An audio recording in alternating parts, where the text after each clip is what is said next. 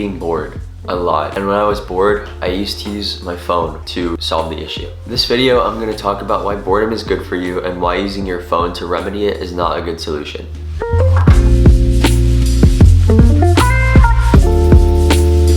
I don't think boredom is necessarily a bad thing because it actually sparks my creativity. When you consume media of any kind, it makes your brain limit its thinking to that content that you're watching. So if you're watching a short on your phone about surfing in Malibu, then you can't really think of anything else because you're just watching that. But when you're bored, it essentially frees your brain to think about whatever it wants to think about. If you're just sitting on your bed, watching nothing, reading nothing, then your brain wanders, and that's when I have some of my best ideas. This video idea came from me just sitting around doing nothing. My screen time used to be around 4 or 5 hours a day, and already in a week, that's a full day down the drain, like 35 hours. So I resolved to cure my phone addiction. And as a result, I've come up with 3 habits that will pretty much guaranteed remove excess time on your phone from your life. Habit number 1, your phone stays as far from your bed as you can get it.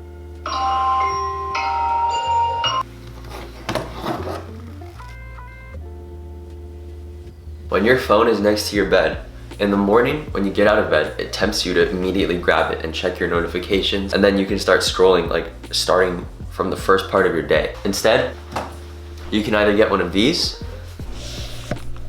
which is just an analog alarm clock, and what that'll do is allow you to have your phone even like downstairs or in a completely different room than your bedroom, and you'll still have an alarm to get up.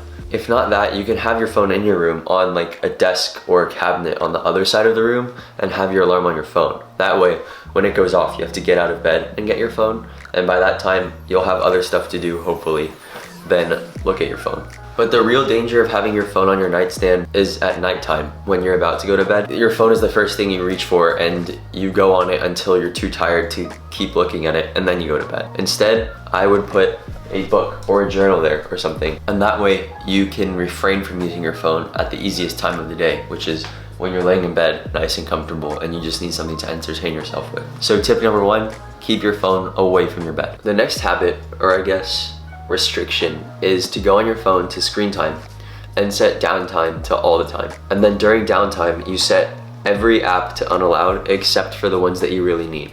So for me, that'd be like a web browser because I'm often needing to look up stuff during school or just when I don't have anything but my phone. Also YouTube Studio and like messaging apps.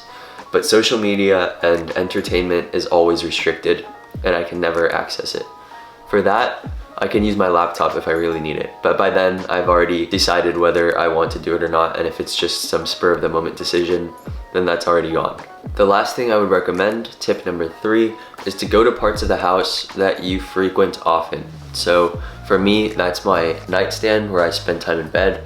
That is the kitchen counter where every morning I'm sitting before breakfast. And then also the couch where I sit just sometimes to decompress. In those places, place books or articles or magazines or things to read so that when you inevitably reach for your phone out of habit, since there's nothing to do on it, you'd instead grab the thing to read and just start reading. The goal of these 3 tips is to rewire your brain from defaulting to your phone as your main source of entertainment and letting it think for you to reading and thinking for yourself. It's an absolutely invaluable connection to create in your brain.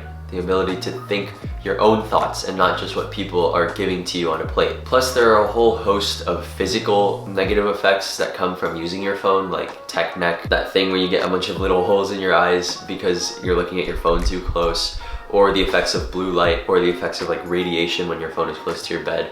So by doing all of these habits, you help mitigate those effects as well. And also, when you set up your screen time, if you don't put a password on it or let someone else keep a password, it'll give you the option to ignore time limits for certain apps.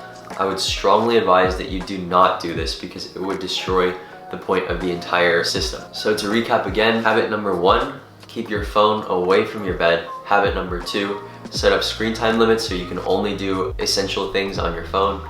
And habit number 3, keep books around places you frequent in your house so that you default to them rather than your phone.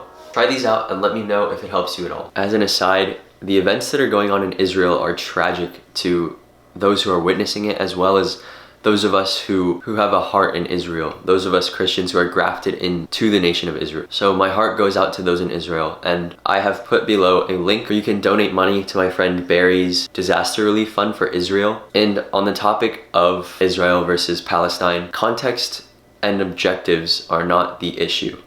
No matter what the issue is, the events that are going on right now cannot be justified. The beheading of babies, the mass murders, the raping, all of it is just unjustified by anything, even if it is over territory. So regardless of if you support Israel or Palestine in the past or in the present, I urge you to do anything you can to support the nation of Israel right now. Thank you.